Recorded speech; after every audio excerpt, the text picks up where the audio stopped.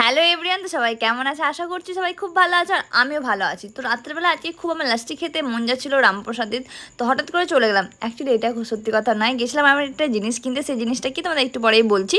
তো আমি ভাবলাম যখন এত দূর এসে এসেছি কার্জন গেট পর্যন্ত, তা এখানে তো একটা লাস্টির দোকান আছে কার্জন গেটের পাশেই, রামপ্রসাদের লাস্টির দোকান। তোমরা হয়তো কেউ কেউ ট্রাই করে থেকেছো যদি বর্ধমান থেকে কেউ দেখো। তাই আমি ওখানে চলে গেলাম, তোমাদের দোকানটা দেখাচ্ছি দাঁড়াও। আর তোমাদেরকে আমি কার্জন গেটটাও দেখাচ্ছি। তো এই যে দোকানটা, আমরা এখানে এসে অর্ডারটা দিয়েও দিয়েছি। আর এই দেখো কার্জন গেটের নিচে আমি দাঁড়িয়ে আছি। তো তোমরা এই দোকানটাতে কে কে খেয়েছো কমেন্টে কিন্তু অবশ্যই আমাকে জানাবে। তো হ্যাঁ, আমরা এখানে দেখো তোমাদের সঙ্গে কথা বলতে বলতে আমার লাস্সিটা রেডিও হয়ে গেছে। আমি নিয়ে নিলাম, খেয়ে নিচ্ছি। আমার তো খেতে খুব ভালো লাগে, আমার সব ঠান্ডা লেগেছিলো তবু আমি খেয়েছি। তারপর এখানে একটা এনি টাইম বলে দোকান আছে, আমার ফ্রেন্ডের বোন বলেছিল ও খাবে ধোসা আর ইডলি।